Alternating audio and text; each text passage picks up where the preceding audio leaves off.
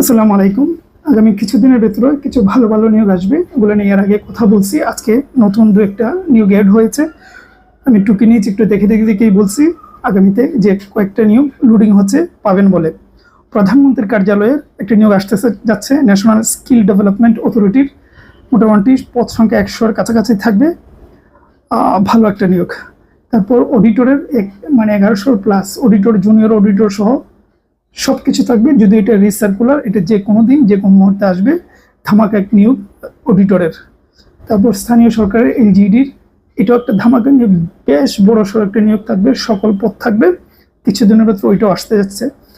তারপর কারিগরি শিক্ষা অধিদপ্তরের একটা ধামাকা, বলতে ধামাকা 1000-এর প্লাস থাকবে কারিগরি শিক্ষা অধিদপ্তরের, কারণ দীর্ঘদিন ধরে তাদের পদ সংখ্যা জমে গিয়েছে, সুতরাং বড় নিয়োগ আসতে যাচ্ছে। পরিবার পরিকল্পনা অধিদপ্তরেরও ধামাকা, মানে এই প্রত্যেকটা নিয়োগই বড় বড় নিয়োগ, মেগা নিয়োগ বলা যায়। এই পরিকল্পনার অধিদপ্তরের নিয়োগ আসতে যাচ্ছে। ঢাকা দক্ষিণ সিটির নিয়োগ আসতে যাচ্ছে, যদিও উত্তর সিটির নিয়োগ ইতিমধ্যে দিয়েছে, অনেকে আবেদন করেছেন। আচ্ছা, এ সূত্রে বলে রাখি, ঢাকা উত্তর সিটির যে নিয়োগটি দিয়েছে, একাধিক পদে আবেদন করা যাবে না, যে কোনো একটা পদে করতে পারেন।